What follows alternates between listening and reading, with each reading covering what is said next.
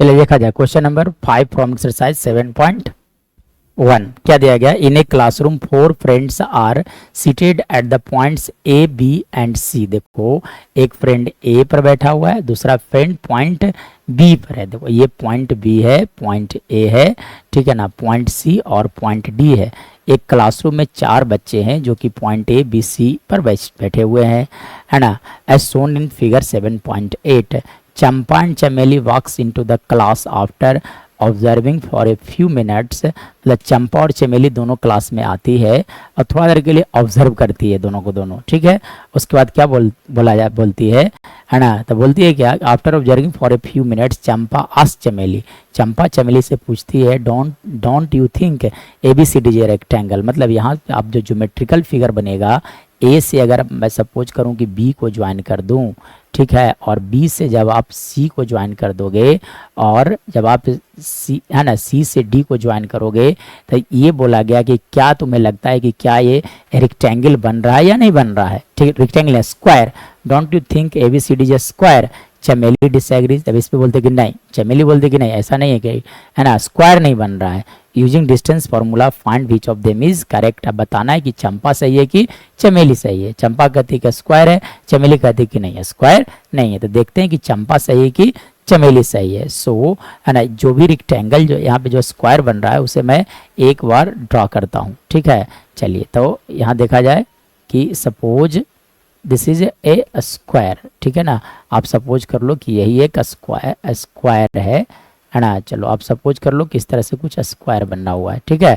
चलिए, है ना, तो अगर मैं बात करूं इसके बारे में तो देखो चलिए देखिए, तो यहाँ से देखो आप सपोज कर लो कि this is point A here and this is point B and this is point C and this is point D. A का कोऑर्डिनेट आप देखो, तो ए का कोऑर्डिनेट कैसे लिखोगे, तो ये जो होता है वो एक्स एक्सिस होगा। कौन सा एक्सिस होगा, this is your x axis, ठीक है। और ये जो आप ऊपर की ओर देख रहे हो ये होगा आपका वाई एक्सिस, ये ऑरिजिन है। चलिए तो पॉइंट ए के पास जाना है, लड़का जो ए जो बैठा उसके पास जाना है। तो सबसे पहले आप चल लो एक्स से इधर की ओर आ जाओ। देखो कितने एक्स का वैल्यू कितना 3 है, बाई कितना है 4, यानी कि पॉइंट ए का जो कोऑर्डिनेट होगा, पॉइंट ए का जो कोऑर्डिनेट होगा दैट विल इक्वल टू 3,4। चलो यानी कि ये वाला पॉइंट जो लिखा गया है this is equal to 3,4। Point B की अगर बात किया जाएगा तो पॉइंट बी कैसे लिखोगे आप, चलो अब देखो इस तरह से आप सपोज कर लो कि पॉइंट बी के सामने जाना है। तो देखो ये वाला लाइन 6 आ रहा है, यानी कि इसका एक्स कोऑर्डिनेट होगा पॉइंट बी की अगर बात किया जाए तो एक्स कोऑर्डिनेट लिखोगे 6 और बाई कोऑर्डिनेट कितने हैं 7, यानी कि 6,7। तो पॉइंट बी का कोऑर्डिनेट हो गया 6,7। चलिए सी की अगर बात किया जाएगा तो देखो आप चलोगे इधर, तो देखिए ये कौन से लाइन पे है, लाइन वाला लाइन पे है, इसलिए सी का एक्स का वैल्यू 9 और बाई कोऑर्डिनेट कितने होंगे, वो होगा 4। चलिए डी की अगर बात किया जाएगा तो एक्स कोऑर्डिनेट 1 है।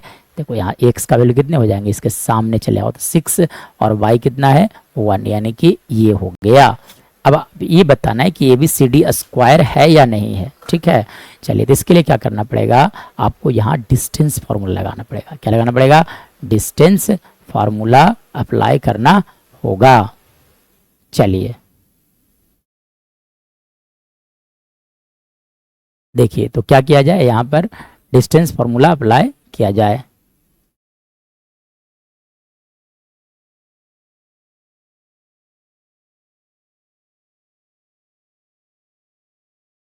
चलिए तो देखिए डिस्टेंस फार्मूला अप्लाई किया जाए यहाँ पर, ठीक है। तो सबसे पहले बात आप कैलकुलेट कर लो ए बी। क्या कैलकुलेट करना है, ए बी का वैल्यू कैलकुलेट करना है, ठीक है। चलिए अब वो फिगर को मैं साइड करता हूँ।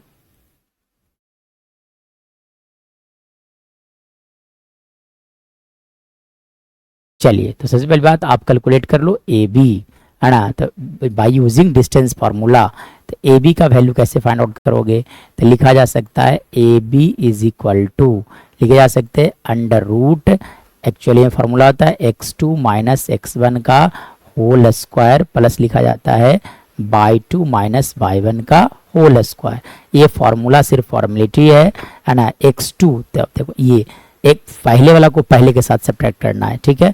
तो 6 में से 3 आप सब्ट्रैक्ट कर लो, यानी कि 6 माइनस 3 का होल स्क्वायर प्लस सेकंड को सेकंड के साथ सब्ट्रैक्ट यानी कि 7 माइनस 4 का होल स्क्वायर, 6 माइनस 3 यानी कि यहाँ से लिखे जा सकते हैं 3 का whole square, 7 minus 4 which is equal to 3, 3 का होल स्क्वायर, और इसका वैल्यू आ गया आपका रूट 9 प्लस 9, मतलब ए बी का वैल्यू आ गया रूट 18, और रूट 18 का वैल्यू लिख सकते हो आप 3 रूट 2 यूनिट्स, यानी कि ए बी का जो वैल्यू होगा that will be equal to how much 3 root 2 unit.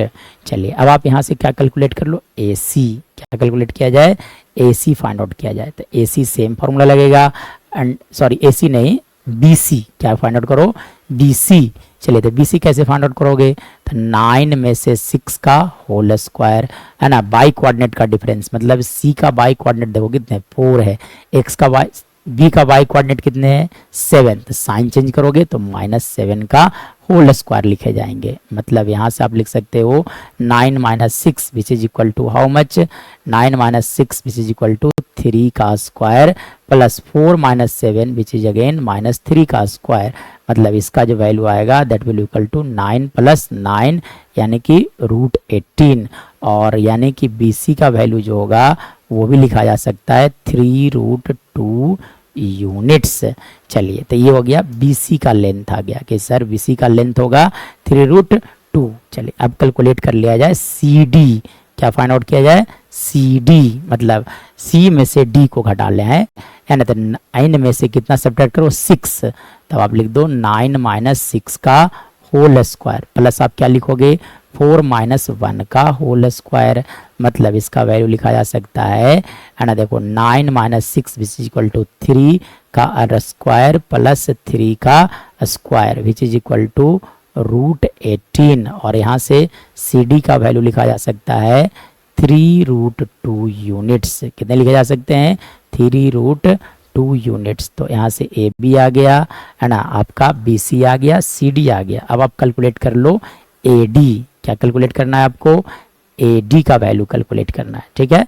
चलिए तो अब मैं कैलकुलेट करता हूँ यहाँ AD, तो AD इक्वल टू क्या लिखोगे आप, similarly under root x2 minus x1, मतलब यहाँ से लिख सकते हो आप 6 माइनस 3 का होल स्क्वायर प्लस 1 माइनस 4 का होल स्क्वायर, 1 माइनस 4 का whole square which is equal to 6 minus 3, मतलब 3 का होल स्क्वायर माइनस 3 का होल स्क्वायर, मतलब यहाँ से लिख सकते हो आप रूट 9 प्लस 9, क्या लिखा जा सकता है रूट 9 प्लस 9, मतलब 9 प्लस 9, और इसका वैल्यू आ गया AD का भी वैल्यू जो आ गया that is equal to root 18, मतलब यहाँ से आप क्या पाते हो कि AD का वैल्यू लिख सकते हो आप 3 रूट 2 यूनिट्स, यानी कि देखो यहाँ पे सारे साइड का लेंथ इक्वल है, तो सारे साइड का लेंथ स्क्वायर का भी तो हो सकता है, तब आपको क्या करना पड़ेगा AC का लेंथ कैलकुलेट करना पड़ेगा, और साथ साथ कैलकुलेट करना पड़ेगा BD। चलिए तब आप क्या कैलकुलेट कर लो, यहाँ से मैं AC कैलकुलेट करके बताता हूँ। तो AC इक्वल टू क्या लिखाएगा अंडर रूट x2, चलो तो x2 कितने हो गए 9 माइनस 3 का होल स्क्वायर प्लस, है ना, आप लिखोगे बाई 2 माइनस बाई 1, मतलब 4 माइनस 4 का होल स्क्वायर। चलिए यानी कि यहाँ से इसका वैल्यू लिखा जा सकता है 9 minus 6, 9 minus 3 which is equal to 6 का होल स्क्वायर प्लस, यहाँ से आप क्या लिख दोगे, आप यहाँ से लिख दोगे 4 माइनस 4 यानी कि 0 का होल स्क्वायर रूट 36, यानी कि AC का वैल्यू आ गया आपका 6 यूनिट्स, कितने आ गए 6 यूनिट्स आ गए। चलिए अब आप कैलकुलेट कर लो BD, क्या कैलकुलेट करना है आपको, अब BD कैलकुलेट करना है, ठीक है।